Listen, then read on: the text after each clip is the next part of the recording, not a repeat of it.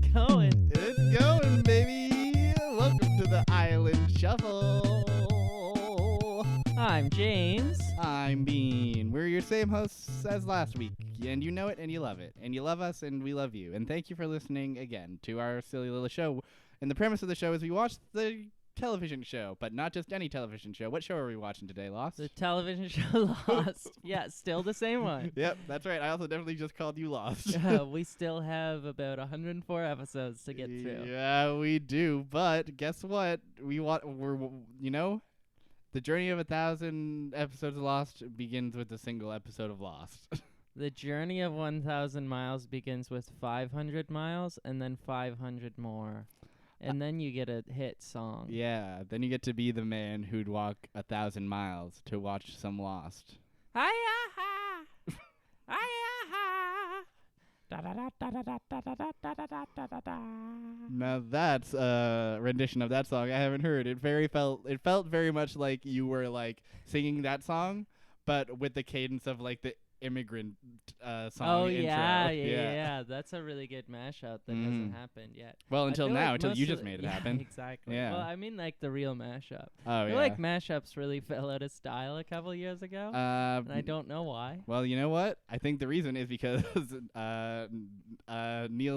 what's his name? Neil C. of Internet Oh, fame. yeah. What is his last name? Ciceraga? I don't know how to pronounce it really. Okay, yeah. Something like Neil that. Ciciglia or something? Something like that. Sorry for butchering your name, Neil. That's okay. Thanks for forgiving us, Neil. He basically makes like all the most yeah, those are good. He makes all the best ones, and then Those are everyone's just good at like, being oh, bad. Yeah. they're really good. They're incredibly good at being bad, and they're incredibly bad at being good and bad and good, and they're good and they're bad He too. broke the genre. That's really interesting. He really like rendered it obsolete. That's cool. Go listen to Mouth Moods if you want to hear a mashup album that'll take you some weird places. Yeah. Or any of his Mouth albums. But listen, as much as we love Neil, the mashup man, he didn't direct this episode of Lost. No, and he didn't write it either. I don't know who did direct or write it, but it was definitely an episode of Lost. And it definitely wasn't him. It definitely was not a Neil joint. This week we watched Catch 22, which stands in late season 3, episode 17 of season 3. Actually, 2 episodes after the one we just watched, Left Behind.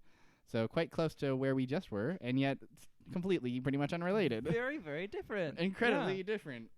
Almost none of the plot lines are similar in any way. None of them at all.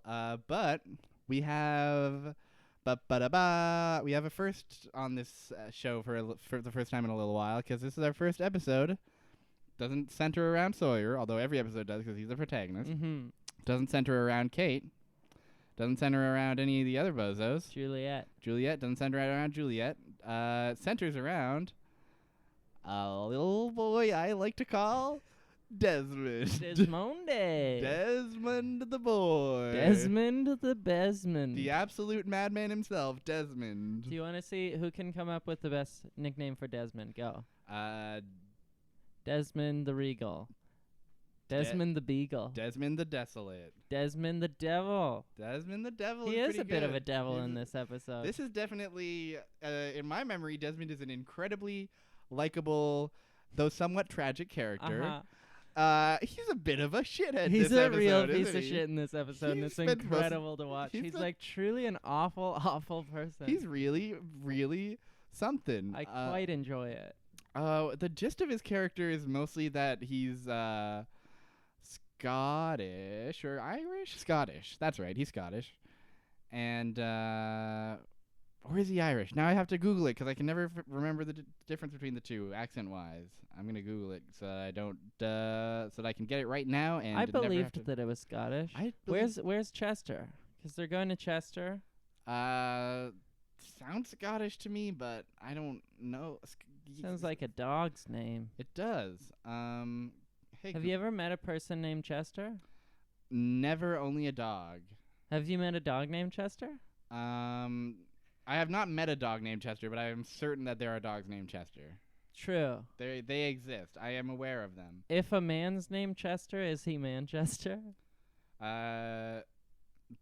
Yes. Yes, you're right. Yes. That's exactly right. That's what the city in the United Kingdom is called. Speaking of the United Kingdom, it is Scotland. Hey! And They almost weren't in the kingdom. They weren't. almost left. They almost left. You know, it's not too late. Get out while the getting's good, is what I say. that is your Britain politics takes for the second. Anyways, Desmond Hume's character is he's Scottish, and he was living in the hatch for a while, and then he kind of was found in the hatch. He was the original. He was the hatchman. Yes. Most people. He was called Hatchman for the first several weeks that he was out. Yeah, and then he was like, "Oh, actually, I'm Desmond." It took a while for that to catch on. Yeah, but by this point, he's firmly Desmond. Yeah, he's been Desmond for a couple days now. His main arc this episode is that he can end the season actually. Is that he can see the future sometimes, which is sort of weird. It's a little weird. It's definitely mostly. What I like about him seeing the future is he only ever sees the future if it involves the death of Charlie. Yes, that's the big thing, is that he keeps relentlessly seeing the death of Charlie and preventing it, and it keeps happening, and it happens again this episode. And he keeps preventing it, and we keep asking why. Why don't you just let Buddy die already? Charlie die. Yeah. That will be like the true climax of his like suffering artist like DS persona, and it will be incredible. It will be, won't it? But Desmond has to save Charlie's life over and over and over and over. This episode begins with we see a motley crew strolling through the jungle. Desmond's leading the way. Charlie and Hurley close behind him, arguing over some nerd stuff. Oh, they're arguing about real BS. Is Superman or the Flash faster on foot? Yes, it's very. They Googled comic books and we're like, okay. So they cursory Google of comics reveals that Superman is a person. And you may have also heard of this quick guy named the Flash. The Flash. Not the Flash. That's a very different superhero. Not the Flush either. That's a whole other situation. The Flash. I feel like you're trying to invent a new accent right now. Not true. No, not wrong. So they're arguing, and Jin's there too also. And for some reason, and Jin has no purpose in this episode. Jin doesn't do anything. Jin doesn't do much. He's just kind of there. This was a classic example of like, oh shit, we got to put Jin in some more things. Yeah, he's under contract. He's coming along with this adventure. Yeah. So they're walking through the jungle. They're arguing, and then Charlie steps on a trap, and an arrow goes into his neck directly, and he bleeds out and dies. And the crowd goes wild. And already this episode's starting out great because a bad character has died, and but then suddenly things shift and we see a very quick oversaturated montage with weird audio of a bunch of different things. We see Hurley holding a cable. We see a dot blinking in the sky. We see a parachute, and we see the gang holding out a parachute, I should specify. And we see a picture of Desmond and his girlfriend Penny. And then we suddenly cut back to Desmond, and 'twas all but one other of his visions. Another vision of Charlie's death. This time, leading up to much more. And he decides, this time, I want all that shit to happen. Yeah, he's like, none of it will change. So he sets out on a mission to make all of it happen. He goes to Hurley and he says, hey, do you know about a cable in the sand? Take me there. And Hurley's wise to it. Hurley's like, this is one of your prediction thingies, isn't it? And Desmond's like, yeah, but I can't really tell you more about it because if I tell you, maybe the picture's going to change on the box of the puzzle that I'm working with. All these, he like a jigsaw puzzle. He keeps doing that. He's like, the picture on the box is going to change. And it's like, okay, we get it. Yeah, the whole episode is basically Desmond trying to assemble this motley crew to get to the point that we saw at the start of the episode. In the hopes, because he believes that he sees the parachute and he sees the blinking beacon and he sees the picture of his girlfriend and he thinks, finally, this is it. My girlfriend is coming to rescue me. I cannot believe it. I love my girlfriend and I miss her dearly. This is like verbatim the monologue that he has. Yes, he has it at the end after he's revealed it, but no, he actually just has it on his own at the beach. Exactly. He's just like looking out at the sea. Mm-hmm. He loses his Scottish accent. Yeah, exactly. Finally, my girlfriend, whom I love dearly, is coming to rescue me. Yes, and Desmond only of me. the Hatch. Desmond of Hatch the Hatch. Man. The Hatch Man. Do. The Hatch Man. There's a lot you can do. I feel like Hatchman is maybe like one of the sickest combinations of words you could come up with. Maybe that'd be a really good like Twitter handle. Yeah, Hatchman. Hatchman 420. Hatchman 420 for all your lost and weed theories. Hashtag. Whoa. Now we're talking. Now we're cooking with gasoline. Hey. So the whole episode basically revolves around Desmond trying to convince everybody to come along. He convinces Hurley pretty easily because Hurley's good like that. A very agreeable boy. A very agreeable boy. He's just a little agreeable boy. They can convince Jin to come along because they say, we're going camping. And Jin's like, okay, sure. That's pretty much Jin's role in the episode. That scene was sort of shocking. Yeah.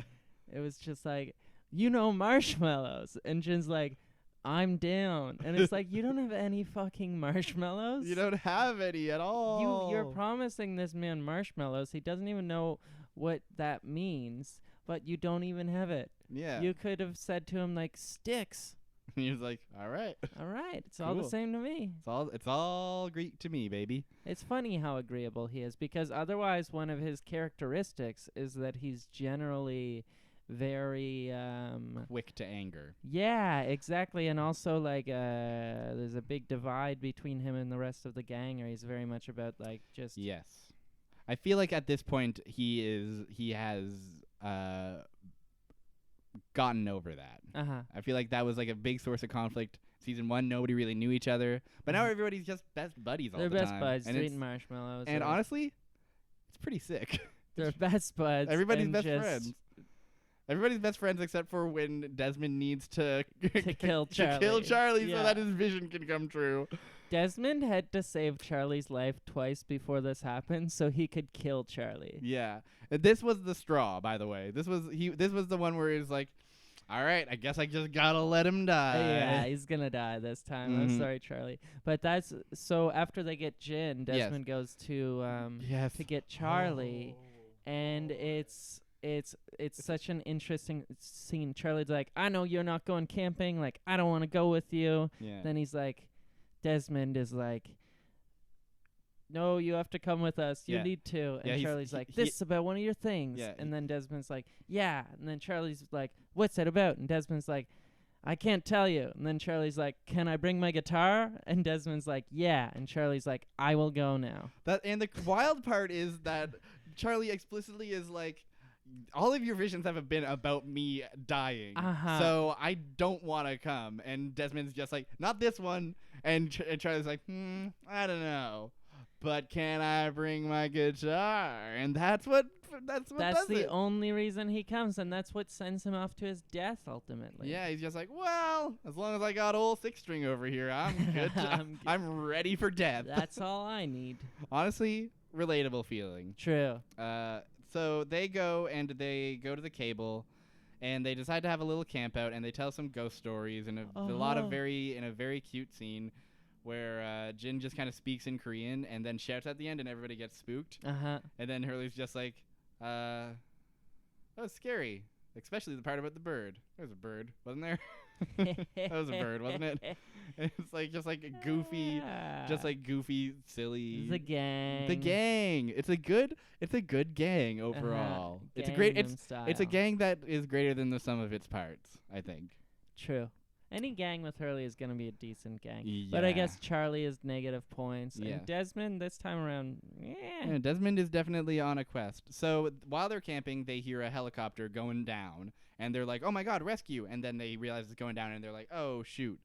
But they do see the blinking dot in the sky, and Desmond's like, Oh, another one of me visions, love. That's my one for that episode. Another one of me visions, love. This episode cannot just be us doing Scottish accents, or else that's the show, or else that's the whole show. We gotta cut it. We gotta spend those wisely. Come on, love. Pass me one of me visions now. I've had a rough week. Give me one of me visions. Show me Charlie dying again. Do the one where Charlie dies. Oh boy. So they. So off they go, and there's, debate, and Charlie's just like, what happens next? And Desmond's just like, we find her, that's it. And Charlie's like, well, okay. And then eventually they end up getting into the same conversation that they had at the start of the episode. And Desmond's like, uh-oh, I remember this one. And he sees the trap, and he ducks Charlie out of the way before it gets him. He says, Charlie, duck! Yep. And then it hits Charlie's guitar. Yes. Arguably more tragic than it hitting Charlie. Actually confirmed, yes. This is also a guitar that has just been severely rained on as well. Downpour for hours. So it's truly done by this point. But we will see Charlie playing it, and it will be spotless the next episode. It'll be good. He's got an infinite supply of guitars and guitar strings. Yeah, exactly. It's like heroin for him. Yeah, yeah. It's better than heroin. Name me a heroine that can rip a solo like Sweet Home Alabama. Ooh. That's what I think.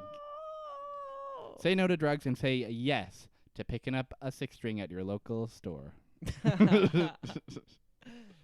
So Charlie eventually confronts Desmond and is like, hey, buddy, you said I wouldn't die, but clearly that's what just happened. What the heck is up? Hey, why did you brought me on here to murder me? You wanted me to die so that you could complete the sequence of events and see your girlfriend again. That's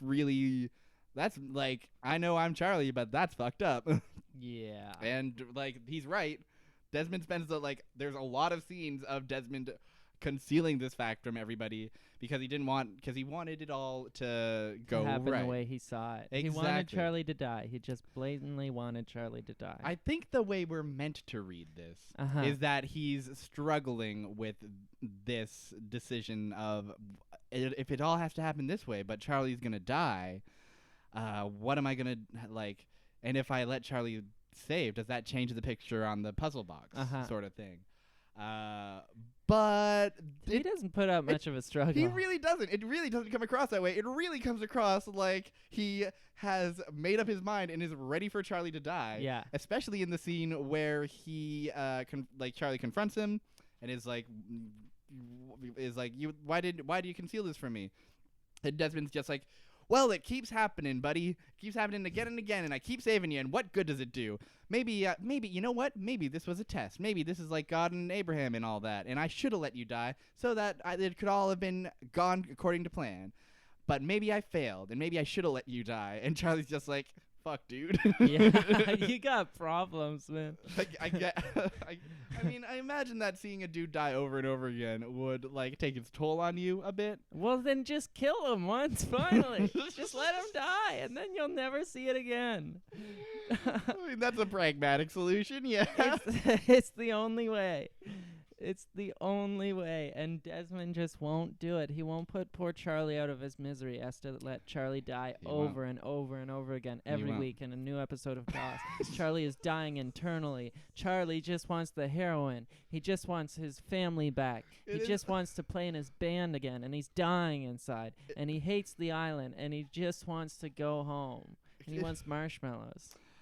The Charlie dies over and over again in Desmond's visions plot of season 3 is, for season 3, an incredibly out there plot. Yeah. It's pretty off the chain. people remember like, oh, it's season like 4 and 5 where it gets buck wild. No, it's already pretty buck wild, guys. Yeah. That is pretty insane that they just keep killing a character. Like they visually kill him. He literally dies, and we see like every time like you can see Desmond like decide whether or not to tell someone.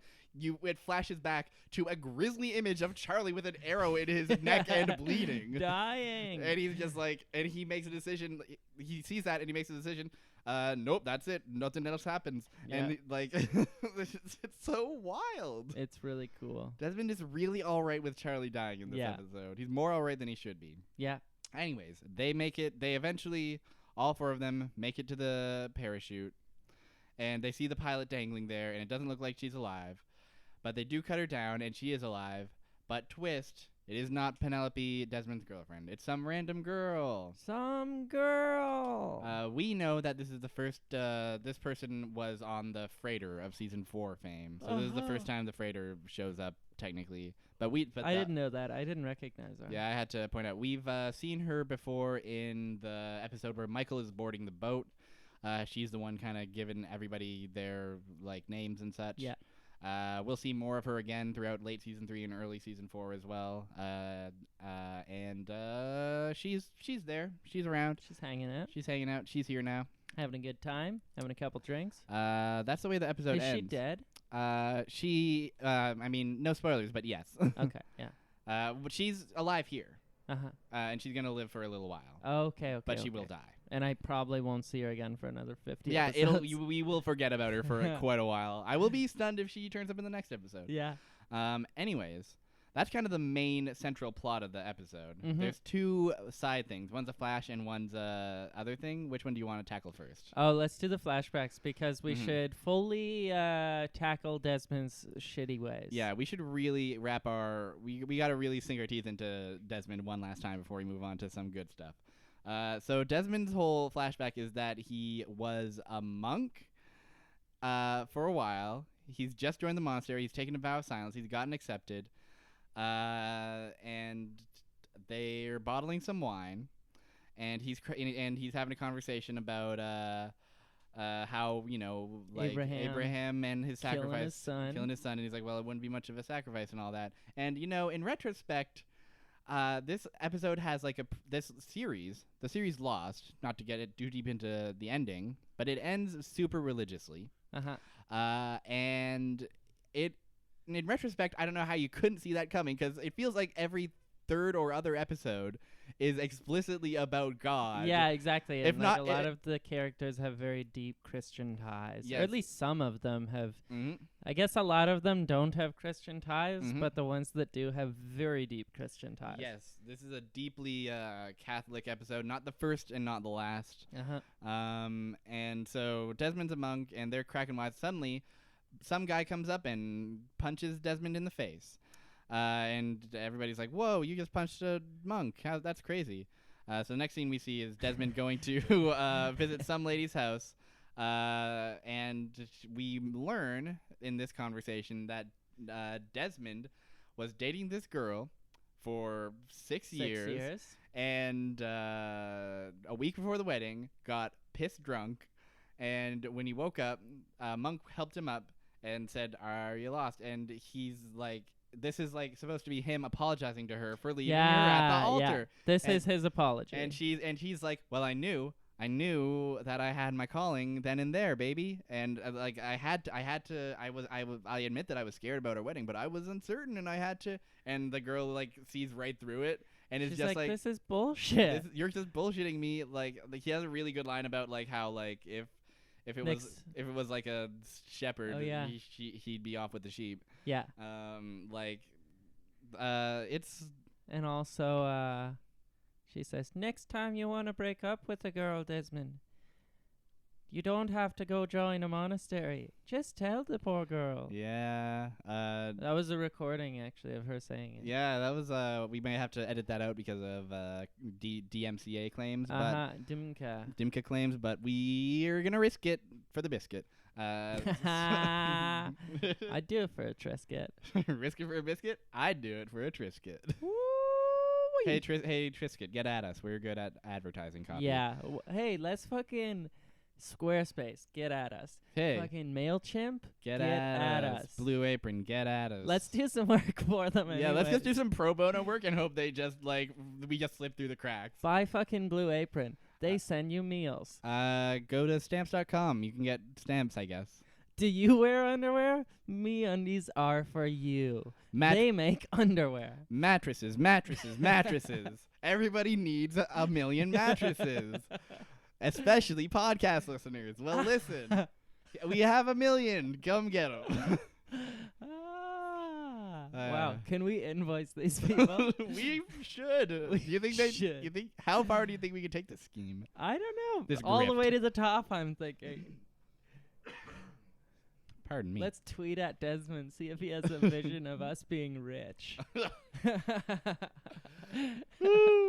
I like that. I really like that. So Desmond goes to get drunk on the expensive wine they were just bottling, and the high priest or whoever comes down and is like, "Hey, don't do that." And Desmond's just like, "Well, I've had a rough week," and it's like, "You're a monk, buddy. That's not really." You're being a real douche here. And also, your rough week was like, you got punched for doing something shitty. Yeah, you got punched. Then for doing you something went shitty. to apologize, but actually just gave the shittiest apology. Yeah, you did a heard. real half-assed apology. And that was your rough week. Yeah, and so in that light, the priest says, "You're not cut out for this whole monkhood business, I don't think." And Desmond is like, "No, but I promise, but I thought this was my calling." And Buddy's just like, "Well, I don't think so. I don't think it was, Buddy." I think you got blackout and then woke up one day and then just didn't want to go to your fiance. Yeah, I mean, that's what it boils down to. The last scene of his flashback is intercut with the scene of them cutting the pilot down from the thingy.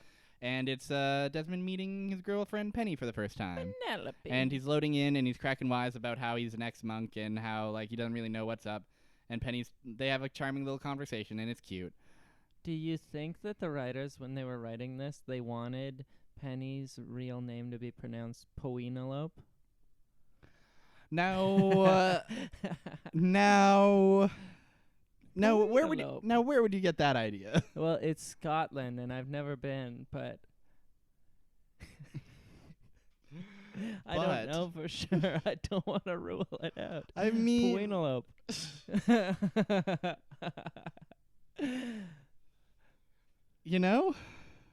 Hey, would that be shortened to Puino? Oh, Puino! I love your Puino. Hey, does anyone know where I can find a bathroom around here? Puino. We know. It's like we know. Boy, I don't know. Pweenelope. No. Okay, I have one more. Pweenelope is like the melon that's like orange on the inside and it's tasty. Like cantaloupe, Pweenelope. That's mine. That's mine. Do you think if her and Desmond were to like run away together and get married, it would be Pweeneloping? I can't believe we're riffing on literally gibberish that you made up. I might not have made it up. I think that's the thing that I don't think you're getting here. It could be real. Oh, it could be real. It could be real. Until I hear that voice on the Wikipedia article pronounce it in that 3-second audio clip. You know the one I'm talking about? I know the one you're talking about. You think you're gonna look up Penelope Widmore and it'll say Pweenelope Widemere. Widmore. Boy. Pweenelope. I love it. I don't know about. I don't know about you all at home or on the bus or wherever you are, but I think this was a really good bit. It was not a bad bit. It grew on me by the end of it. I think Pweenelope found its way into our hearts and minds. This is gonna be on the greatest hits. On the CD that we're going to give out. Yeah. The mixtape that we're going to give out. Speaking of mixtapes, let's talk about the other plot. Yeah, my mixtape is fire. Mixtape of just. Oh yeah, there's a mixtape. Yeah, I wasn't just. That was it. That was a good fucking. Yeah, I'm getting better at these segues. Eh? Yeah. Well, this isn't the Pweenelope show. This isn't the Pweenelope show. Although maybe it is. It's looking a lot more like the Pweenelope show. Every single day that goes by, every second that passes. Oh, crumbs on a cracker. So the final plot of the episode revolves around the love quadrilateral rhombus between Jack and Kate and Sawyer and Juliet. Wow. Jade and Juliet. Sawyer and Juliet Sawyer and Kate are a thing, and Jack and Juliet are not quite a thing, but they're chummy. They're chummy, yeah. That's a good way to put it. So Sawyer but walks up to Kate, sees her getting dressed, and is like, "Wow, Baba Booey!" And they have a conversation about how Jack saw them getting down in the cages, and Jack and they're like, oh, I like man. all the euphemisms. Yeah, they do have a lot of euphemisms, don't they? And then they literally is followed by, okay, so once they resolve, like, okay, Jack knows about us as a thing. And Sawyer says, now that's settled, how about a little afternoon delight? In one of the, like, sleaziest voices you could possibly imagine. And do you hear what he says, like, sort of under his breath, he follows that up with? What's that? Because Kate is like not receptive. Yeah. And then he definitely does say this. I thought it was so funny. Oh, I think I know what you mean. You're right. right. He's like, I mean sex, is what he says. And it's like, Sawyer, you are smooth talking con man, Grifter Sawyer. At it again. Exactly. Last episode, Kate was hanging out with your unborn child, and now you're propositioning her in little afternoon delight. I mean sex by that, just to be clear, I want to have sex. True, Sawyer. You do. It's true. And there's the horniest boy of all. That brings us to something that we were talking about earlier. We'll get to that. Okay. So, Kate and Jack are in the island kitchen. They're chatting about how weird it is being back and not trapped in a cage. And they're like, see ya. It's a very cordial conversation. And then Kate sees Jack go have dinner with Juliet. And they're not doing anything sordid or anything. They're just, like, being chummy. And I guess people are still suspicious of Juliet because she is another at this point, as we saw at the end of the last week's episode. But Kate sees that and then immediately goes to Sawyer's tent, and Sawyer's like, hey, what the heck? Hey, how's it going? You don't knock or anything? And Kate's immediately like, shut up and don't talk, and starts making out and having sex. First of all, shut up and don't talk is a really good thing to say. Bit of a line there. It's a real... Kate's been keeping that in her back pocket. It's a real thing I would love to hear a real person say in real life someday. Shut up and don't talk. That sounds like something a really frantic bank robber would say. Yep, that's very like that's something you would say if you're panicking for sure. If you're panicking in real life, which Kate seemed to be doing, to be honest. And the other thing about this is we've got another Sawyer fuck count on the board. Rack 'em up. We have, what is that at now? Like 12? It is definitely at like, I'm willing to bet like 6 or 7, something a little more modest, because it's been a while since we've seen Sawyer get that. We did have 1 or 2 episodes with, I guess it was probably 2 or 3. Mm-hmm. Yeah, there was like several in a row where there was that one where he had sex twice, I think. Yeah. That was pretty crazy. And so look, Sawyer's a protagonist. Sawyer likes to fuck. This is old news at this point. But we kind of realized that I don't think that in the episodes we've seen yet, I don't think we've seen sex happen to anybody that isn't Sawyer. Yeah. It's like, even if the only thing that anyone could say with like another main character having sex is like, but Kate has sex with Sawyer. Yes.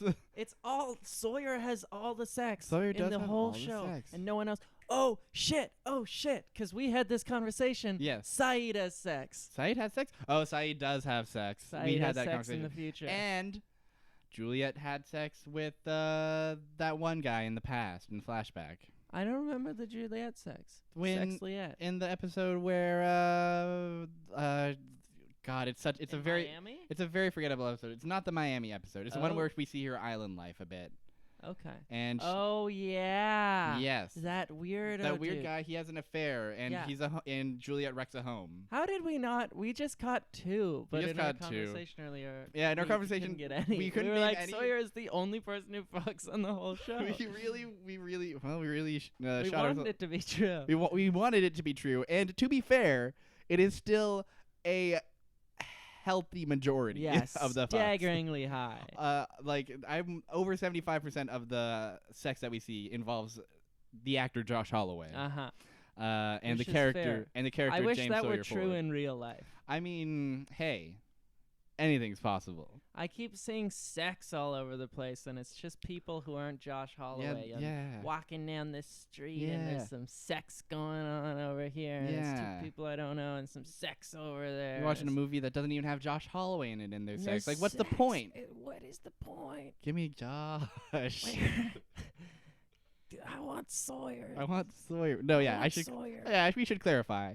Josh Holloway's all right, but we want Sawyer. It's not about Josh Holloway. He's probably like a James decent Ford. Human being or something. We want the bad boy. He brings a lot to the character of Sawyer, the protagonist of the television show Lost.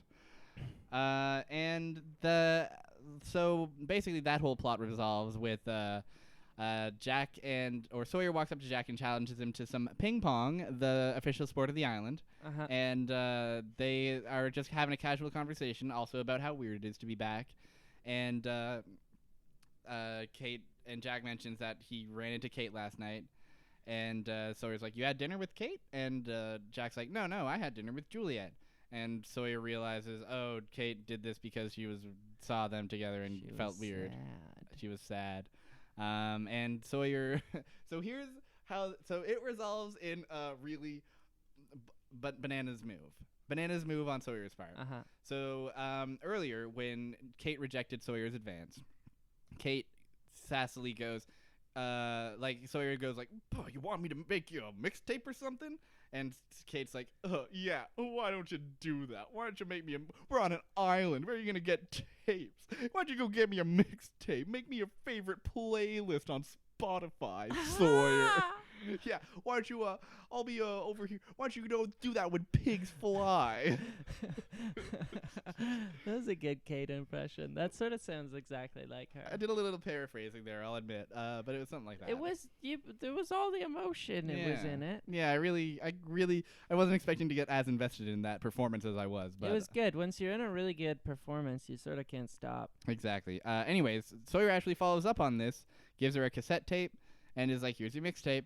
And then is immediately like, did you bone me last night? Every time we talk about sex, I keep trying to like cycle through like what's like a not super crass way to talk about it. And like bone is not great, I don't think.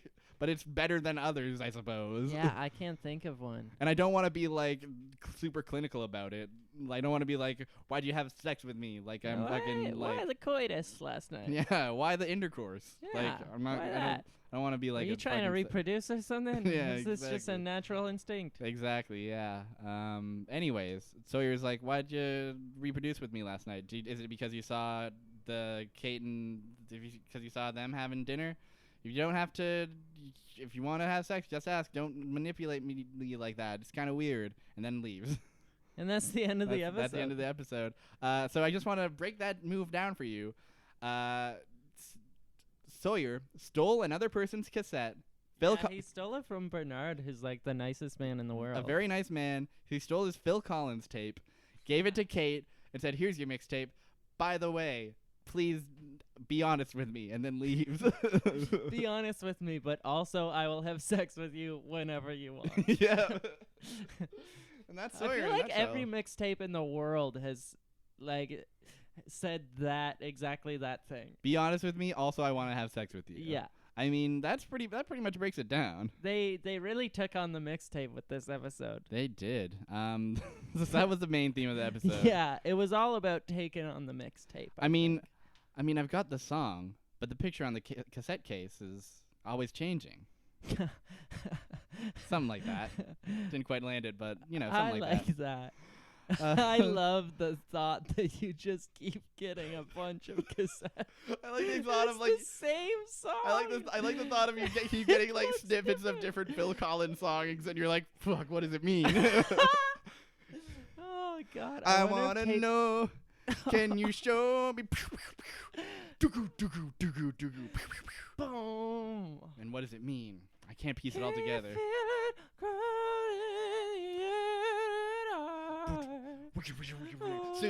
Studio. That's all the Phil Collins songs I can do off the top of my head. I don't know any song that isn't the one song. I know that one. I know a handful off the Tarzan soundtrack. That one, You'll Be in My Heart. Phil Collins is all right. That's my take. What's the?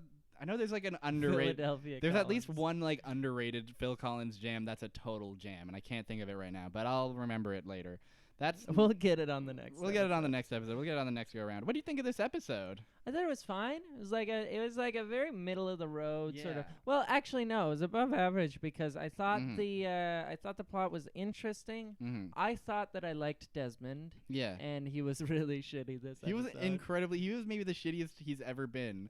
It was a real like, oh, I need to reevaluate Desmond. I wonder if he like stays this shitty. Or like what? Like if this episode exactly. Did I just not notice like how much of a fuckhead he is? Or does this episode just? Because this is the first time we really deal with him. Like I feel like this isn't super representative of like his what he's normally like. He's not usually trying to kill Charlie. And this may also be representative of the fact that we haven't like this is our first time dealing with the Charlie is gonna die inevitably arc. So like to come in at this point, it just feels like very suddenly like Desmond has just decided he's okay with we don't have all that build up and stuff. Yeah. Which hey. I'm okay with it. I'm okay with it because it revealed to us that Desmond is a dick, which we may not have noticed if we watched it normally. Exactly. So that's pretty cool.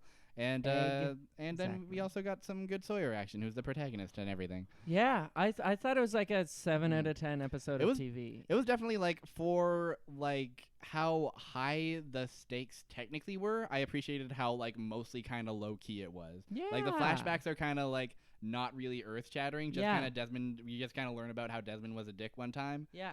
And but they're not like boring. They're like, oh, cool. It was interesting. It was sort of fun. It was fun to watch him be a monk. It was fun to watch him be a monk. Punched in the face. That was cool. He did get punched in the face, and it was fun to have like the boys like going camping and stuff on like a goofy adventure. Yeah. It was a good episode. It was definitely above average. And I feel like though with this show, average is like 5.5 out of 10. Yes, I feel like this is definitely above like the episode where Juliet was like bonking down with that guy that we completely forgot about because it's forgettable. It was sort of boring.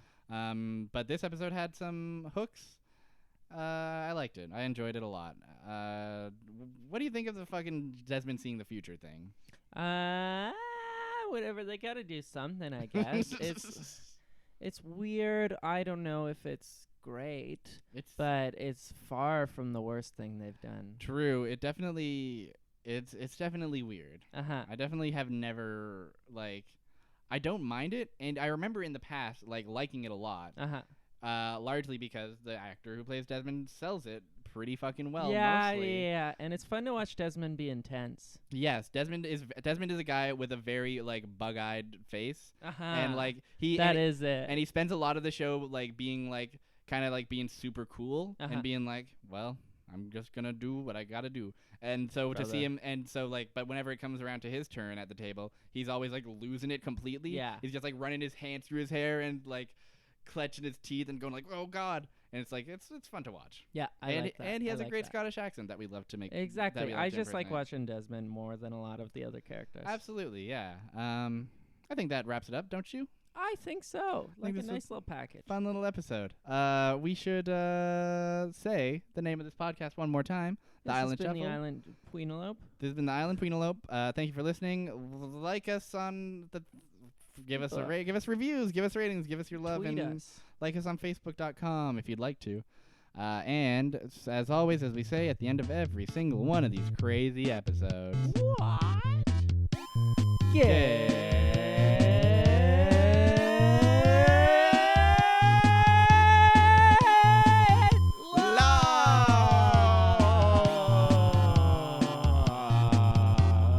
Man, the wave forwards are off the chart on that one. Look at that. Holy shit. Look at that. Sorry. Look at that hunk of